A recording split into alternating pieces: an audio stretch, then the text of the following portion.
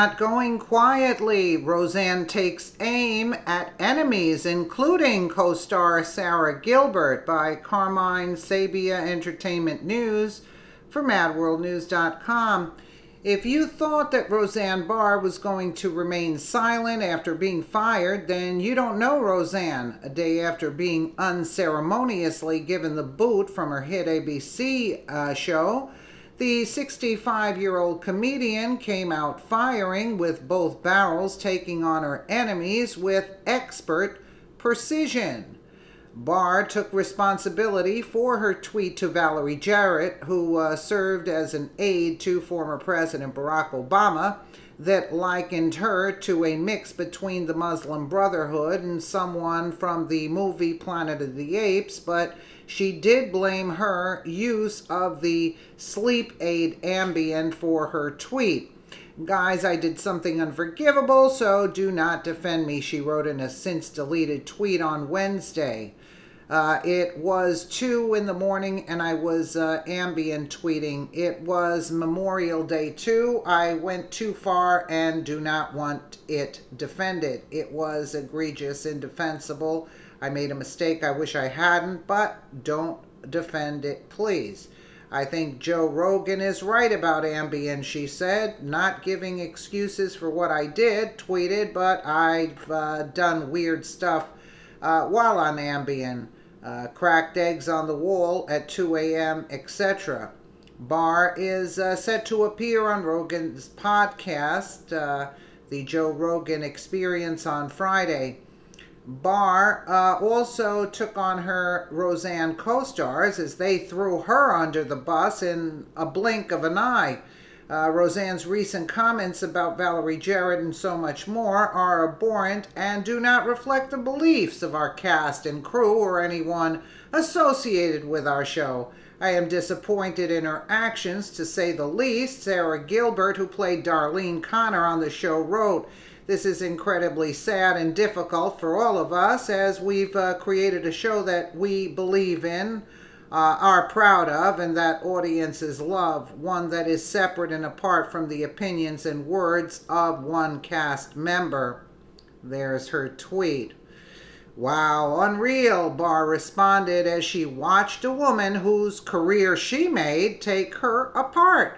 She was equally stunned by the statement from Michael Fishman, who played DJ Connor, who wrote, "Today is one of the hardest days of my life. I feel devastated, not for the end of the Roseanne show, but for all those who poured their hearts and souls into our jobs and the audience that welcomed us into their home," he wrote. "My character was designed to represent the inclusive nature of my views." You see how they brainwashed the young people?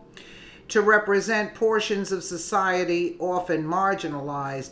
In this moment, it is important to be clear we must stand up against bias, hatred, bigotry, and ignorance to make society a better place for all." And that's Michael Fishman's tweet. Well, I guess Michael Fishman is going to be flipping burgers now to make a living, because all the shows, even the old ones, are being pulled off of the air. So how are they going to make a living now that they realize that everything is going down? Barr was unimpressed with the words of the actor who, like Gilbert, was catapulted into stardom by the show she created. "I created the platform for that inclusivity, and you know it. Me. And you throw me under the bus? Nice," she wrote. "Absolutely, I totally agree. Because I created yeah, see? Barr was unimpressed. You see, she made him. "I created the platform." Unbelievable. The actress and comedian who also was also incensed by the fact that there are 2 sets of rules in Hollywood. One for conservatives and those who support President Trump, and another for those who toe the liberal line. It's absolutely correct. I'm sorry for my tweet, and I will also defend myself as well as talk to my followers. So go away if you don't like it. I will handle my sadness the way I want to. I'm tired of being attacked and belittled more than other comedians who have said worse she wrote in one since deleted tweet. Hey guys, don't defend me. It's sweet of you to try, but losing my show is zero compared to be labeled a racist over one tweet that I regret even more, she wrote in another. Yeah, well, you see, yeah, there's two sets of rules, one for the liberals and one for the conservatives. The comedian also shared the tweets of others who highlighted things other famous people have said, people whose careers have not been destroyed for what they did. Paul Joseph Watson here. Maybe if Roseanne had just lied about what she tweeted, blamed on non-existent hackers, and stuck to what was obviously a bogus excuse for weeks, the media would have immediately forgiven her. Oh, I forgot. She's a conservative. Totally different rules. Exactly. There's Keith Olbermann's tweet. And Angus T. Kirk says, not repugnant according to Walt Disney and Company. No, it's not. Absolutely. That's what he's saying. Like, the liberals get away with a lot worse. Elder Lansing, libnuts bash our great President Trump and his family 24/7 and have openly called for his assassination. But get your feelings hurt because Roseanne says Valerie Jarrett looks like what she said there, idiots. I stand by Roseanne. Jody Oviedo here. This is okay, but this isn't.